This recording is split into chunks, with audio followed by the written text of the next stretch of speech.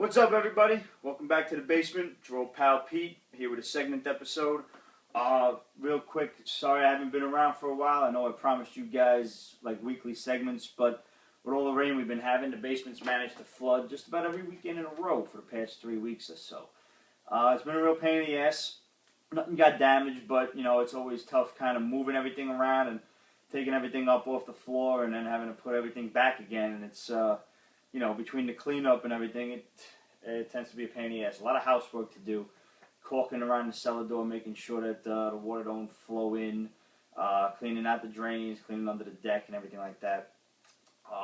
But it occurs to me that as much as I can bitch and complain about, you know, my fucking basement flooding with 1 inch or 3 of water, it's nothing like the travesty and the devastation that's going on in the Midwest thanks to all of these friggin' tornadoes that are going on. It's crazy. One of our good buddies, fan of the show, Matthew Weir, had reached out to me and let me know that you know, a couple of his friends and family have been hit pretty hard from there, and he's running some charities through a restaurant of his. So I'm actually sending them a bunch of clothes to the Carter family. Their friends and family lost just about everything but their lives. I got a bunch of stuff here, just some random t-shirts and stuff that, you know, I don't wear. T-shirts and some jeans, blankets and shit, stuff like that. I'm not saying you have to, but, you know, if you do have stuff to spare, remember that there are people that need your help out there. You know, it's just been crazy. Hurricane season's coming. Storm season is coming, so hopefully, you know, everybody will be safe. If you do have any stuff to send out that you don't wear or whatever, anything, you know, food, fucking batteries, you know, these people lost everything. You can send all of that stuff to Matthew Weir, 516 North Main Street, Caldwell, Kansas, 67022. Once again, guys, that's 516 North Main Street, Caldwell, Caldwell, Kansas, 67022. Matthew Weir. You can put it to his attention, and he will deliver it to the charities and the appropriate families. Matt, good luck out there. I hope everybody stays safe. And to everyone else, you know, all we can do is take care of each other, man. We're all friends, we're all nerds, and we look out for each other, and that's what we do. On a lighter note, speaking of friends and nerds, my good buddy Eddie D'Angelini sent me this. It is a limited edition collector's t-shirt.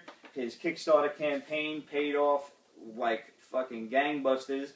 I have my king-size collector's annual #1 featuring the collected works of collectors by my good buddy Eddie. If you're not familiar with the collector's comic strip, then you obviously are not paying close enough attention to the Pete's Basement Facebook. We share the cartoons every moment that these things show up. I got my thank you card from Eddie, which is my favorite comic strip. I believe this was the first one. Has his lovely wife Kristen saying, "Eddie, don't you have enough comics? How many more do you need?" And Eddie rather casually says, "All of them." Duh, that's the answer everybody would give. And I got my little collector's poster featuring the Amazing Fantasy 15 redo. That's going to go up on the fridge just like every good Italian does with something cool. Eddie, lots of luck, man. I love the comic strip, and I look forward to one day getting out to San Diego. We're supposed to be this year, and I know I say it every year, but next year will be the friggin' year. I swear it, I'm getting out to San Diego. Another real quick announcement, guys. As of the time this airs, which will probably be like Thursday-ish, Tuesday, we'll see the new episode of the Pete's Basement Show. Ramon will be back. We'll have some guests. Steve won't be able to make it, and Adam won't be able to make it, but the show must go on. We promised you guys the June 22nd weekend we will be filming, and we will return. In the meantime, you can look forward to our new format. You'll get a letter from me over the course of this week on the Pete'sBasement.com page, and we're going to link that from the Facebook as well. Let me talk about all of the new stuff that we got going. As you can see, the set is still in working order. It hasn't been moved yet. That's going to be the last thing that goes on. So look for a new set and an entirely new setup right around the middle of July. In the meantime, don't forget to subscribe to our haul list, go on Pete'sBasement.com, and up there, up on the top, all the way at the end right, you'll see the haul. That's HAUL, and you'll be able to see. Ooh, there you go, Ramon.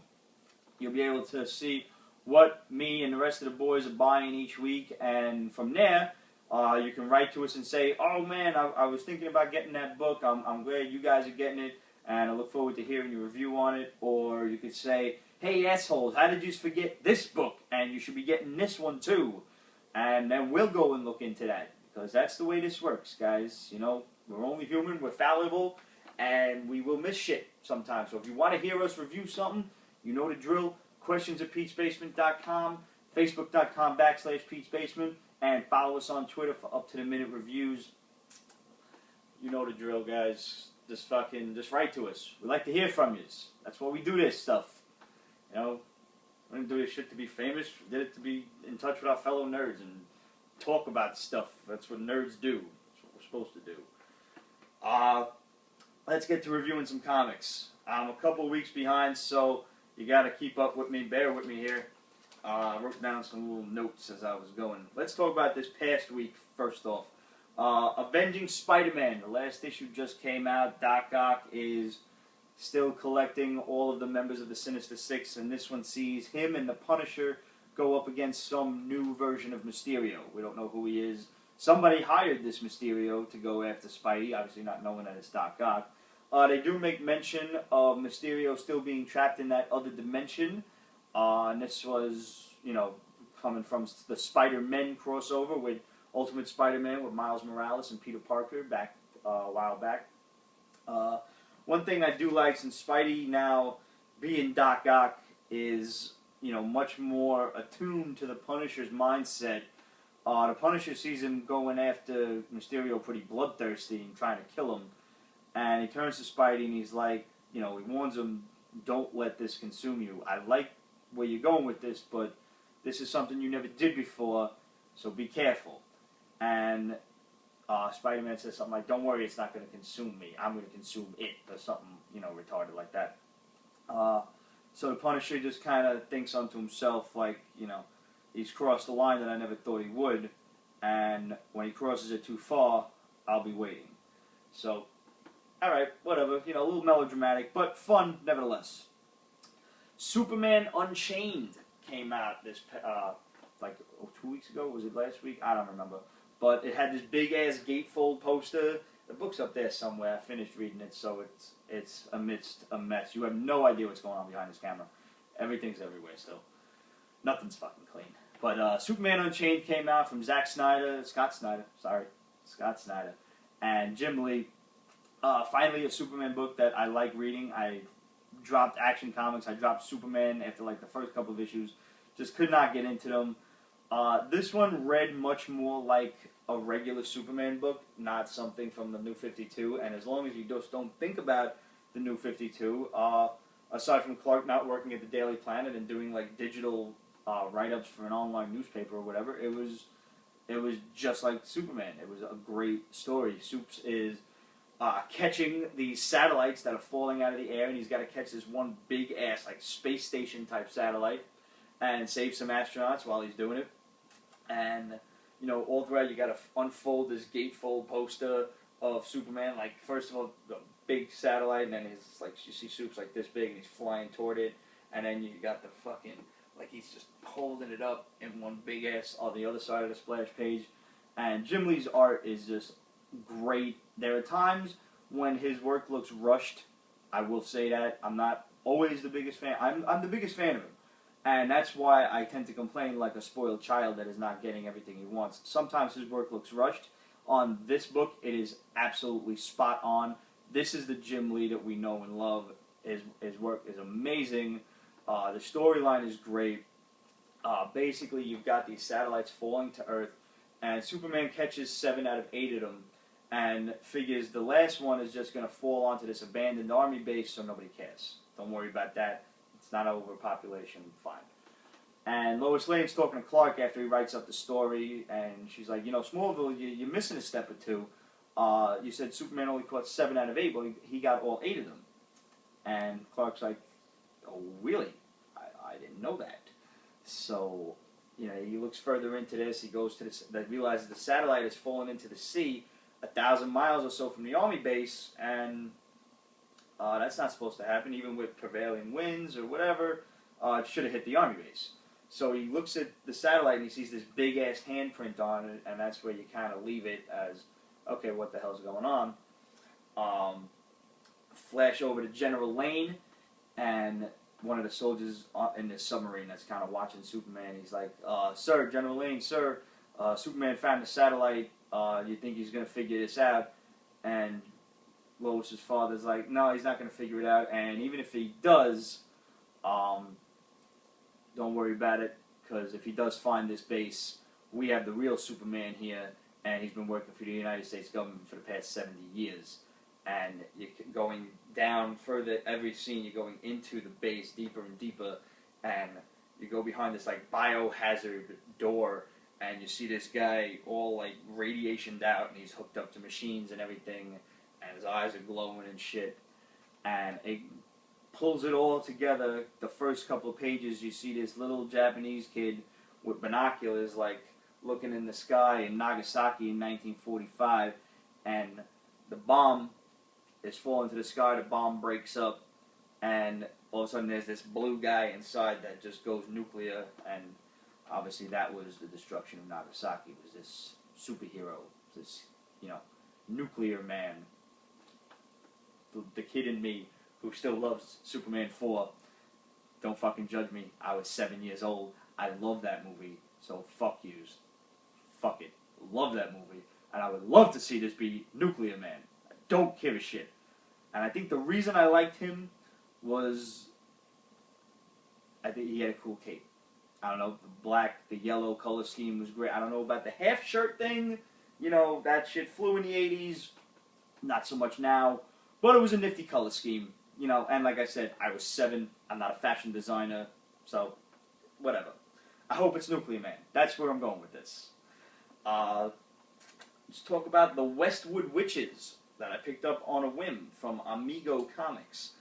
Basically, this guy moves into town after his brother is brutally murdered by this coven of witches who are using his blood to summon the devil, this Baphomet beastie guy. And, you know, he's meeting the creepy neighbors, and they kind of get the idea that the husbands are these Stepford husbands that are just either in control, being controlled by the witches, or are just like these fucking artificial automatons, or are just scared to death of them, so they do whatever they want. And they're like trying to make friends with him and warn him at the same time, like, yo, get the fuck out of here, bro. You have no idea what you're in for. Just get out of this town. And he goes walking all by himself, and he comes to the same little circle of, you know, magical stone witches brew kind of, you know, circle-y thing that they cast a spell at. And he starts talking to his brother, and he's like, wow, you know, this is where we used to hang out, and now it's like a haven for fucking idiot teenagers. And then the demon appears to him. He knows his name. He says, welcome back, Jack. So you get the idea that maybe this guy knows a little bit about magic, too. It was a great issue for you, Ramon. It is issue 1 of 4. The artwork is pretty cool, and I recommend it if you can find it. If not, I'm sure it's on eBay somewhere. Check it out. The Westwood Witches, number 1 of 4 from Amigo Comics. If you don't find it, let us know. I'm going to be picking up the next 3 issues, so once the 4th month rolls around, we'll be giving these away in a contest, so look forward to that. The 6-Gun Gorilla, number 1 of 6 from Boom Studios. Now, I always trust Boom ever since they came out with those Stan Lee books, you know, Soldier Zero and The Traveler, and the last one always escapes me. Whatever. But you know what I'm talking about.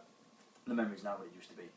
This book takes place in some sort of post-apocalyptic world where people, like criminals, are being used by the army to, you know, just be killed, or they're terminal, they got cancer or something. Either way, they're dying, so that way they can get a hefty paycheck that's sent to their families in the event of their untimely death, which is basically assured because they're not but cannon fodder in this, you know, battle.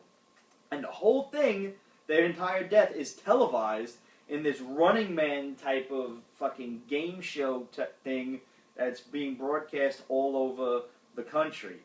And the one kid that is, just waiting to die so he can feed his family and whatnot is saved by this fucking revolver-toting gorilla. Your guess is as good as mine. I have no idea what I read. No clue. I am getting issue 2 of this book just to fucking try to understand it. It's insane. I don't know if it's good insane. It's just nuts. It's just fucking nuts. But I'm okay with it. I've read way worse shit. So I'm going to check it out. It's only 6 issues long. I've wasted stupid money on stupid shit. So I'll keep you posted on Six Gun Gorilla. I'm still on the fence about it. But I'm leaning toward crazy good. I'm going that way.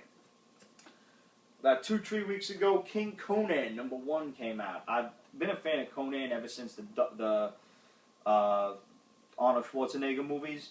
I've just never known really where to start. I know Marvel Comics had the rights for a while, and the properties bounced around here and there, and it ended up in Dark Horse.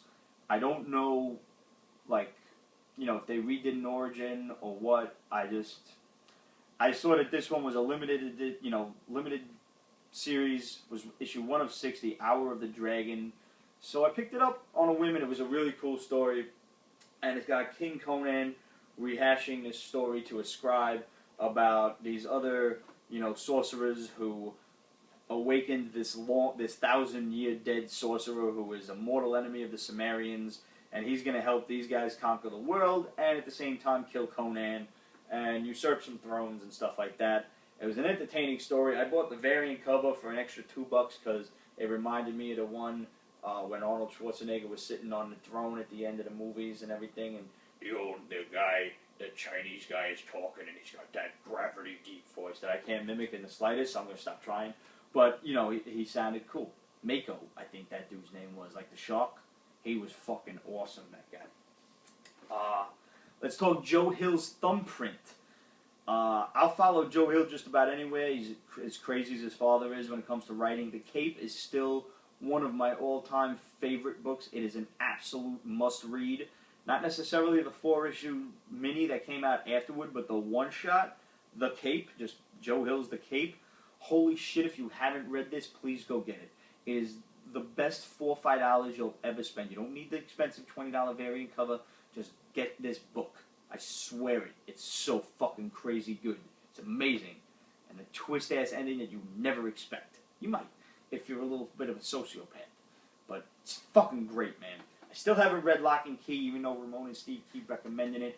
But I'll get to it eventually. I read Chew, finally, and I love the shit out of that. So I'm sure I'll love Lock and Key just as much. It's just a matter of when I get around to doing it. Joe Hill's Thumbprint is basically about this girl soldier who served in Abu Ghraib prison, and she was torturing prisoners and whatnot. And she came back to America, trying to get her life back. Her father's dead, and she really wanted to talk to him about all the shit that went on over there. Kind of takes a bit of a liberal standpoint when it comes to torturing prisoners. I'm not going to get into my feelings on that. But basically somebody starts fucking with her and starts sending her these random thumbprints in her mailbox. And he's dropping them in the mailbox, whoever it is. He's not mailing them. And for whatever reason, she's just getting these thumbprints and she's freaking out. Whatever secret this means, it was only issue 1, so they haven't told us yet. The only clue we have is it could possibly belong to the thumb of this one old man who was a friend of her father's, that this other asshole who works at her bar, he stole the old man's ring. So maybe it's the old man's thumb and he's fucking with it because he knows like what, she saw this happen, she didn't report it, she didn't do nothing about it, whatever. But obviously it's not going to be him. It's going to be some crazy fucking, revenge story or something like that. But nevertheless, I'm going to stick around. Joe Hill's Thumbprint #1 was a pretty cool story. Batgirl 21 concluded this week with an issue about the ventriloquist, and in this one, this new 52, the ventriloquist is a psychotic fucking, just a murdering bitch, and you don't even know if the dummy is really secretly alive or she's like telekinetic and she's controlling the dummies and whatnot. She killed her parents, turned them into fucking dummies. You ever see that movie, Dead Silence? That is definitely the inspiration behind this story. It was a great movie. I highly suggest you watch it if you like, cheesy, crazy horror movies. And Batgirl has been one of my absolute favorite books since the inception of the New 52. It still continues on strong. Between the story about a psychotic brother and now there's one with the ventriloquist, I cannot wait to see where this book goes. It's so great. And I'm going to conclude this segment with talking about, real quick, The Colonized. It's a 4-issue mini from IDW. Pretty sure it's IDW. Anyway, it's basically these, Midwestern kind of rednecky separatist guys who dislike the country, they dislike the government, they dislike taxes, and they don't want to have nothing to do with it no more, so they're taking an Amish approach, and fuck all you guys, we're leaving, we're off the grid, no Facebook, no cell phones, no nothing, small town kind of thing, and all of a sudden it gets invaded by aliens, peaceful aliens, who kind of want to have a little fun, scare the shit out of the townsfolk before, making friends with them, so their machines accidentally malfunction, they pull up a dead guy instead of a live human to talk to, and they create some zombies. And then the aliens are running around trying to get away from the zombies, and now the zombies have infested the town, and it's about to spill over into the rest of the country. So it's up to the aliens and a couple of, normal-minded humans who realize, we gotta stop this shit.